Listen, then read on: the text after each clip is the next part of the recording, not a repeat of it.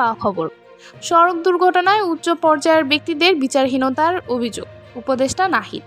প্রিয় দর্শক, ঢাকার পূর্বাঞ্চলে এক মর্মান্তিক সড়ক ঘটনায় বাংলাদেশের প্রকৌশল বিশ্ববিদ্যালয় বুয়েট এক শিক্ষার্থী নিহত হওয়ার ঘটনায় উচ্চ পর্যায়ের ব্যক্তিদের বিচারহীনতার অভিযোগ তুলেছেন তথ্য ও সম্প্রচার উপদেষ্টা নাহিদ ইসলাম। শুক্রবার ভোরে একটি প্রাইভেট কারের ধাক্কায় নিহত হন ওই শিক্ষার্থী। গাড়ি চালক ছিলেন এক সাবেক সেনা কর্মকর্তার সন্তান। আজ শনিবার এক জাতীয় সংলাপে নাহিদ ইসলাম বলেন, সমাজে একটি ধারণা তৈরি হয়েছে যে উচ্চ পর্যায়ের কারো বিরুদ্ধে কোনো ব্যবস্থা নেওয়া হয় না। তিনি সড়ক পরিবহন খাতের শৃঙ্খলা ফিরিয়ে আনতে কাঠামোগত সংস্কার ও দুর্নীতি দমনের উপর গুরুত্ব আরোপ করেন। তিনি আরও বলেন, উন্নয়নের নামে বড় প্রকল্প করা হলেও সাধারণ মানুষের নিরাপত্তা নিশ্চিত হয়নি। পরিবহন খাতে বহুমুখী সমস্যা যেমন দুর্নীতি, রাজনৈতিক প্রভাব এবং নিয়ম না মানার অভ্যাস রয়েছে, যা সড়ক শৃঙ্খলা ফিরিয়ে আনার পথে বড় বাধা।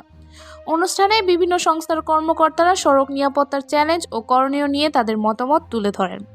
দর্শক, সড়ক দুর্ঘটনা ও নিরাপত্তা নিয়ে আপনাদের মতামত জানাতে ভুলবেন না। আমাদের ভিডিওটি লাইক, শেয়ার এবং সাবস্ক্রাইব করুন। ধন্যবাদ।